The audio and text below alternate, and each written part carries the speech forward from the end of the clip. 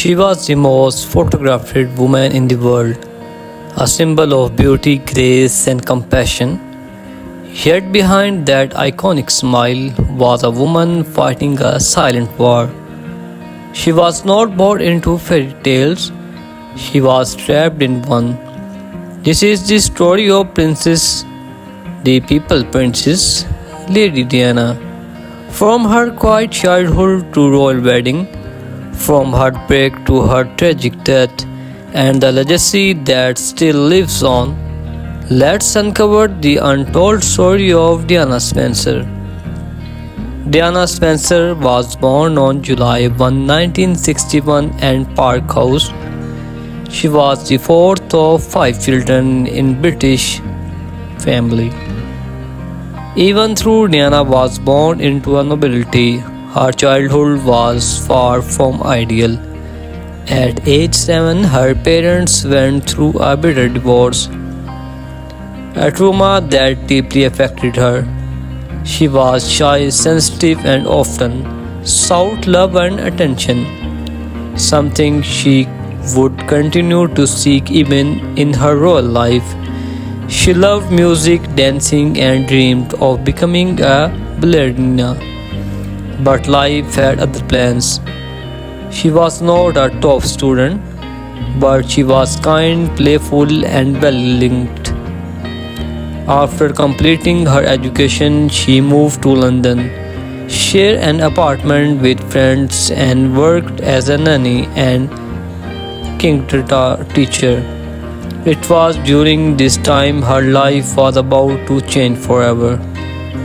In 1977, 16-year-old Diana met Prince Charles, the heir to British throne, during a family visit. At that time, Charles was dating her sister Sarah. But there was something about Diana that stayed with him.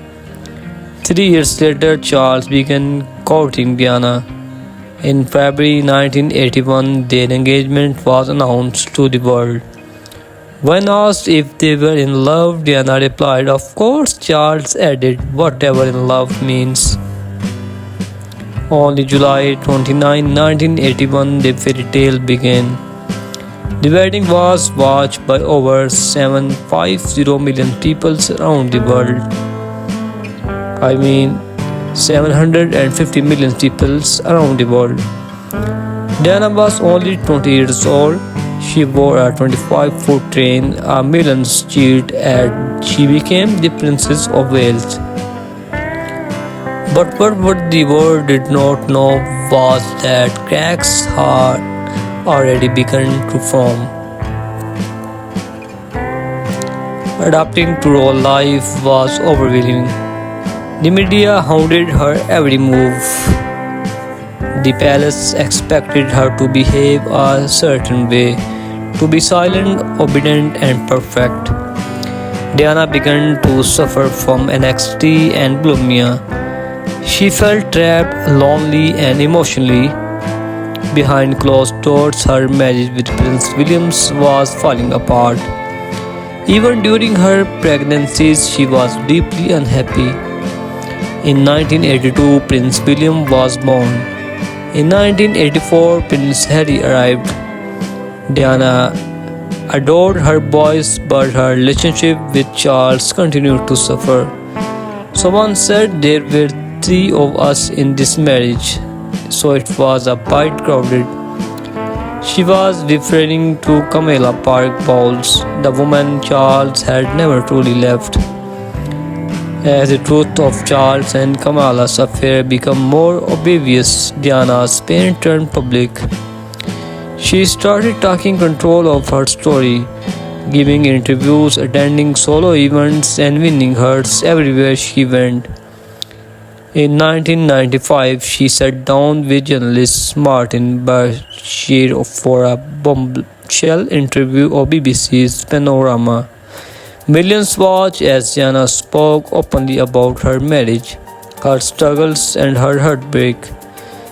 That moment made her not just a princess but a symbol of strength of women around the world.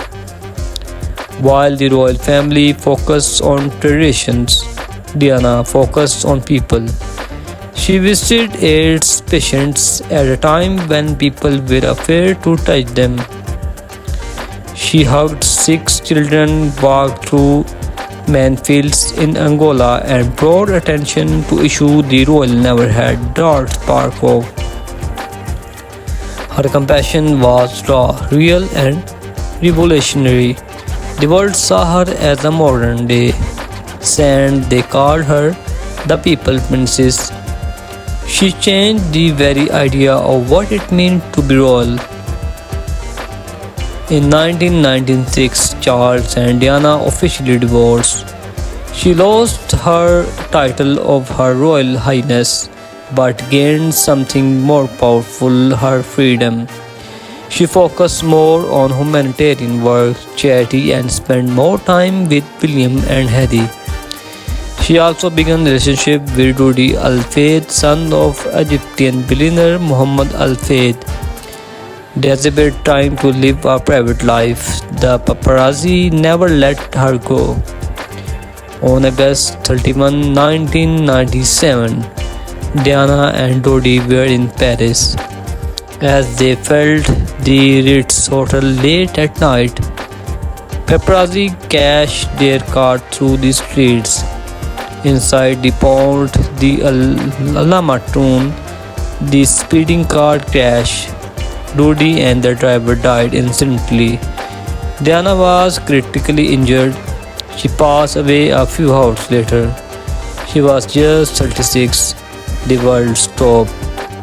People cried in streets. Over 1 million boutiques were placed outside Kingdom Palace.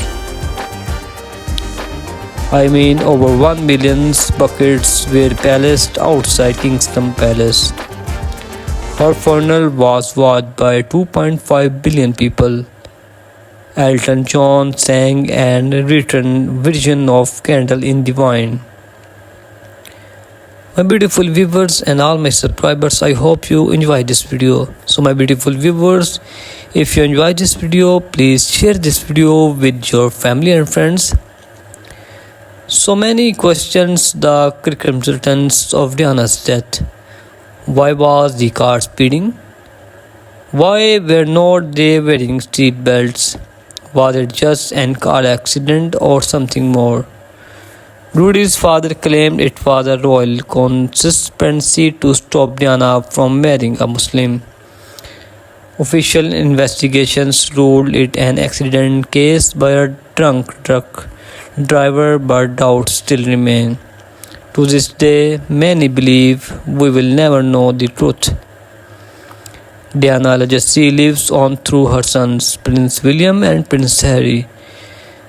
They have continued her humanitarian work, often speaking of their mother's love and pain. Countless films, documentaries, and books continue to honor her life. She redefined what it means to be royal, showing that vulnerability is not weakness but strength. She made her world kinder even for a moment. Lady Diana was not just a princess, she was a rebel with a heart. A mother who gave everything for her children, a woman who dared to speak the truth. Her story is not just a royal tale, it's a human one, and a truth she left too soon. The candle still burns in the wine. Thank you for watching. If this story moved you, like, share and subscribe for more inspiring story.